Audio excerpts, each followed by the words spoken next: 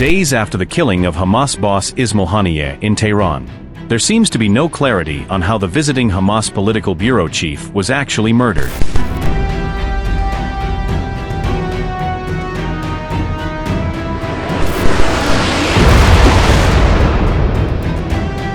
The initial statement from Hamas said that Haniyeh was killed in an Israeli airstrike.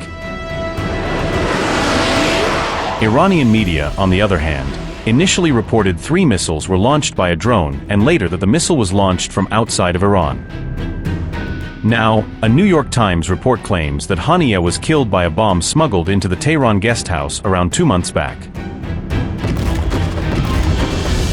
Meanwhile, the Iranian Fars news agency reported that Ismail Haniyeh was assassinated by an airborne projectile that struck his accommodation in Tehran, causing damage to its roof and windows.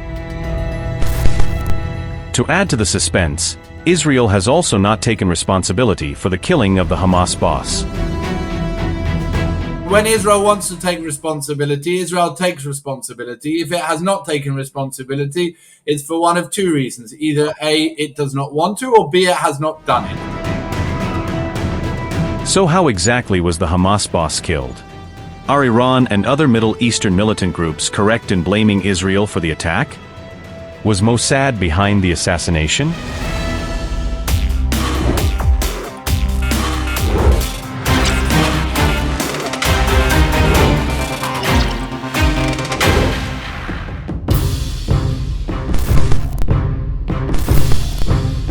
Israel Defense Forces spokesperson Rear Admiral Daniel Hagari said in a press briefing on Thursday that there was no Israeli airstrike or missile attack anywhere in the Middle East on Tuesday night other than the one in Beirut.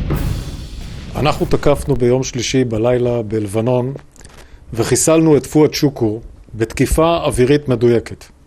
אני רוצה להדגיש, לא הייתה תקיפה אווירית נוספת, לא טיל ולא כלי טייס בלתי מאויש ישראלי בכל המזרח התיכון באותו לילה, ויותר מכך אני לא מתייחס. However, some new details on Haniyeh's killing seem to tie Israel directly with the assassination.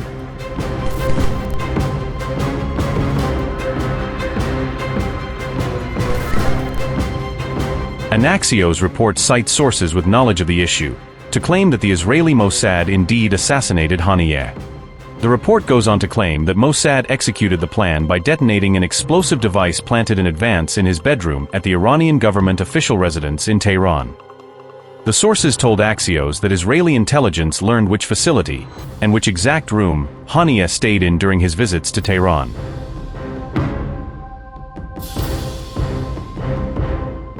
The bomb was allegedly planted in the room in advance. They added that the bomb was a high-tech device that used artificial intelligence. It was detonated remotely by Mossad operatives who were on Iranian soil after receiving intelligence that Haniyeh was indeed in the room.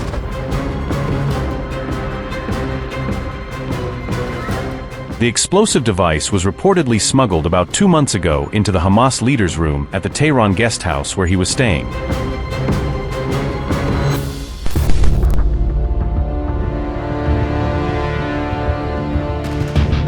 Some reports suggest that there is an eerie similarity between Haniyeh and Iran's top nuclear scientist Mohsen Fakhrizadeh's killing in November 2020. A Revolutionary Guards commander in 2020 told BBC that a satellite-controlled machine gun with artificial intelligence was used to kill Iran's top nuclear scientist. In a speech at Fakhrizadeh's funeral, the head of Iran's Supreme National Security Council said it was actually a remote attack using special methods and electronic equipment. But he provided no further details.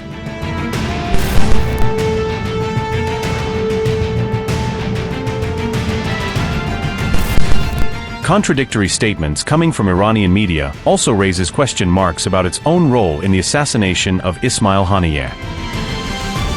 The head of the political wing of Iran's army in Gaza was assassinated. Now, we are now being informed that that was done from inside of Iran rather than from outside of Iran. And before people start immediately saying it was Israel that did it, let's remember that they immediately said that after the previous president of Iran was assassinated, and then afterwards people realized it wasn't Israel. Now, Haniyeh has got many people that dislike him for many reasons. He's an arch terrorist with the blood of tens of thousands of people on his hands. He has brought death and destruction where he has been, whilst he lives as a multi-millionaire in the best of hotels in Qatar. So the world is a better place without him in it.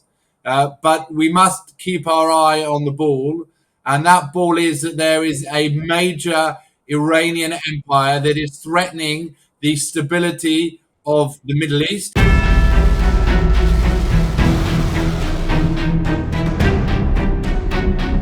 Iran has also been left red-faced by the assassination on its soil. The fact that the Mossad managed to plant the explosive device in a high-security facility shows not only the deep penetration of Israeli intelligence services inside Iran, but also the vulnerabilities of the Iranian intelligence and security apparatus. So will the mystery of Haniyeh's assassination be solved soon? Will Iran ever make the findings of the probe public? We'll wait and watch.